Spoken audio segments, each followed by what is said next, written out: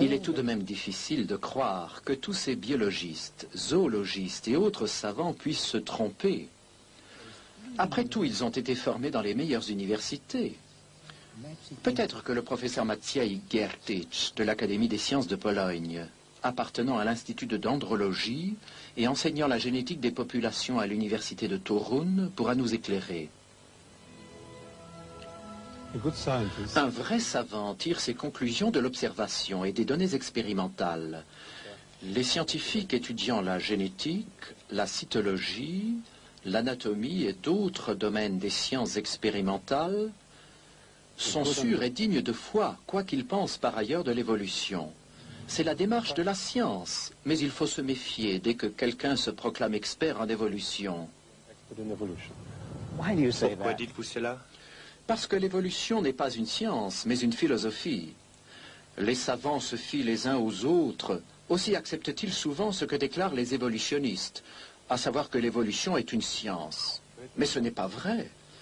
Que la théorie de l'évolution soit une science n'est qu'une opinion de certains théoriciens de la biologie ou philosophes. N'y a-t-il aucune preuve scientifique à l'appui de l'évolution? Ce qu'on prétend être une preuve de l'évolution est le fait indéniable que tout organisme a des parents, au moins un parent. Quand on applique cette vérité à l'époque où n'existaient ni fourmis, ni grenouilles, ni hommes, cela conduit au postulat non scientifique que la première fourmi provenait d'une non-fourmi, la première grenouille d'une non-grenouille, le premier homme d'un non-homme, et ainsi de suite. Pourquoi dites-vous que cela n'est pas scientifique? Parce que les données que nous possédons ne le prouvent pas. La science génétique établit clairement qu'un tel changement n'est pas possible. Les évolutionnistes vont encore plus loin. Ils déclarent que des êtres vivants proviennent de matière non vivante. Mais s'il n'existe aucune observation à la base de ce que déclarent les évolutionnistes, comment peuvent-ils convaincre tant de savants que l'évolution serait un fait scientifique?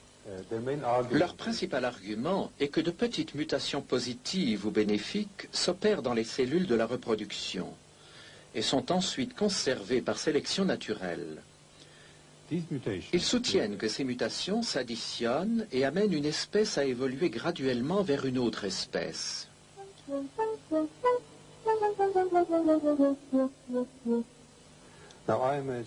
Non, je suis généticien et je puis confirmer qu'au cours de toutes les recherches de tous les laboratoires du monde où l'on a produit des générations et des générations d'organismes vivants, jamais, nulle part, aucune mutation positive n'a été observée.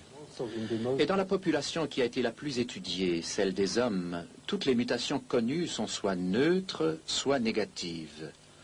Elles n'ont jamais amené d'amélioration.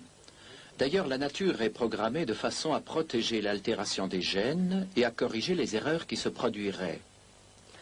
Mais si les mutations ne sont pas à la base des changements, qu'est-ce qui cause les différentes variétés d'animaux et les différents types d'hommes? Les variétés proviennent des combinaisons, du mélange des gènes pendant la reproduction sexuelle. Les organismes adaptés à des conditions précises se concentreront dans un environnement qui offre ces conditions-là.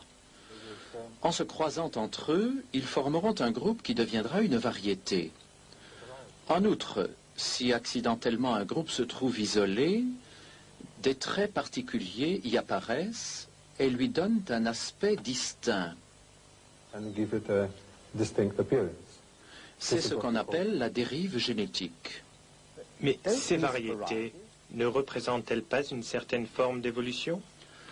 Beaucoup de gens soutiennent que par ce processus, de nouveaux types biologiques vont apparaître. Mais ce n'est pas vrai.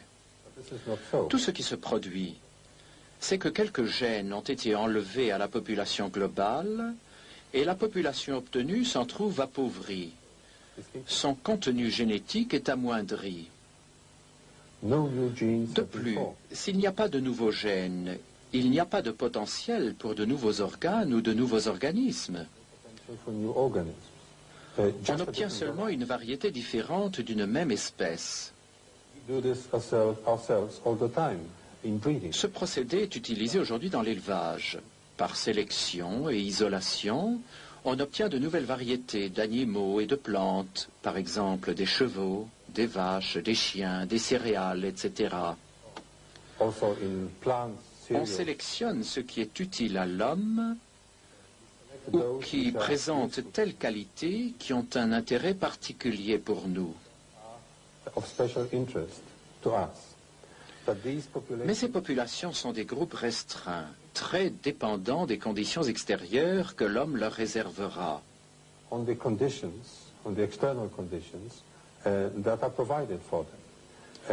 Si l'on ne s'en occupe plus, ou elles mourront, ou si elles survivent, elles retourneront à l'état sauvage, en cessant d'être une variété distincte.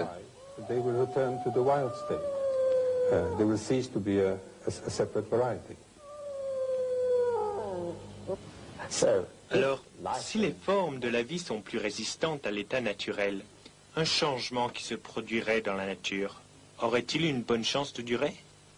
Le simple mélange de gènes dans des conditions naturelles ou artificielles ne produit pas de nouveaux gènes.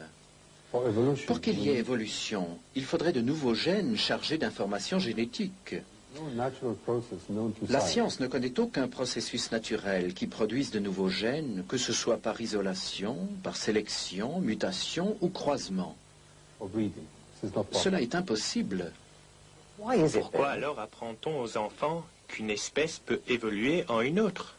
Je crois que c'est parce que les évolutionnistes ne veulent pas accepter l'idée que les gènes contiennent autant d'informations utiles, c'est-à-dire assez pour chaque fonction précise que doit remplir chaque organe.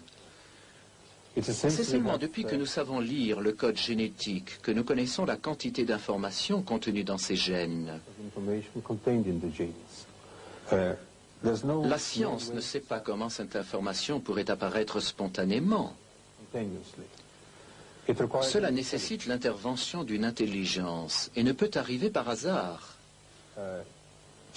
Mélanger simplement des lettres ne crée jamais de poésie. La biologie moléculaire montre clairement que jamais dans le passé il n'a pu exister d'organisme simple. Tous les organismes vivants, aussi primitifs qu'ils paraissent, sont complexes en réalité et regorgent d'informations, lesquelles ont dû être là dès le début. Par exemple, le système redoublé dans la protéine très complexe ADN-ARN de la cellule doit avoir été parfait dès le début. Sinon, les systèmes vivants ne pourraient exister. La seule explication logique est que cette grande quantité d'informations provient d'une intelligence. Chaque bactérie, chaque cellule microscopique est programmée avec tant de précision que nous devons supposer que l'information qu'elle contient doit venir d'une intelligence bien supérieure à la nôtre. Les évolutionnistes ne veulent pas accepter ce fait si évident. Aussi produisent-ils des théories qui n'ont pas de valeur scientifique, car elles n'expliquent pas comment la nouvelle information génétique serait produite.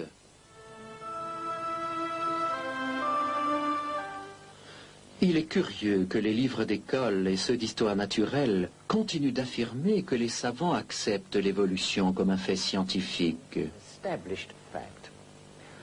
Le programme que nous venons de voir montre des savants qui s'opposent absolument à cette idée. Ils refusent même à l'évolution la qualité d'hypothèse scientifique. L'idée d'une évolution graduelle des hommes à partir de créatures telles que les singes australopithèques n'a aucun fondement et doit être rejetée. La complexité se trouve au commencement. Pour le généticien, c'est une preuve indéniable que l'évolution biochimique n'a jamais eu lieu. Donc la théorie de l'évolution n'a aucun fondement dans la géologie. De nombreux processus naturels indiquent pour la Terre un âge relativement jeune. L'évolution n'est pas une science, c'est une philosophie. Nombre de savants arrivent à la même conclusion. Il déclare que si on continue à croire à la théorie de l'évolution, malgré l'évidence incontestable qui s'y oppose, c'est bien pour une raison philosophique et non scientifique. And not for scientific ones. La récente découverte qui montre que les strates dans les roches se forment latéralement est d'une importance capitale. Enormously important. On ne peut plus ranger les espèces fossiles en grades évolutifs. Into evolutionary trees. It also Cela explique pourquoi on n'a jamais découvert de lien fossile entre les différents types d'animaux ou de plantes. different kinds of plants have never been found. Finally, Et les what hommes des about- cavernes, ne seraient-ils pas la preuve que des hommes primitifs ont évolué en hommes civilisés? Voici encore une légende basée sur la théorie de l'évolution et sur la position des fossiles dans les roches. Nous savons actuellement qu'on ne peut déterminer l'âge de la Terre à partir des roches sédimentaires, dont la plupart auraient pu être formées par une seule catastrophe aquatique. Les restes fossilisés de ces hommes proviendraient donc de groupes de gens vivant avant cette inondation, coupés du reste de la civilisation. De nos jours également, on découvre de petits groupes d'hommes vivant complètement à part, de façon primitive, très semblables à ces hommes primitifs.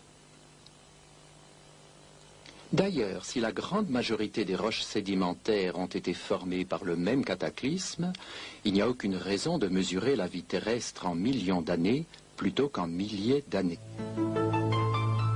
The scientists Les personnalités presented the scientifiques qui ont été présentées dans ce film ne sont que quelques-unes parmi les milliers qui sont arrivées à la même conclusion. La théorie de l'évolution n'est qu'un conte de fées pour des adultes.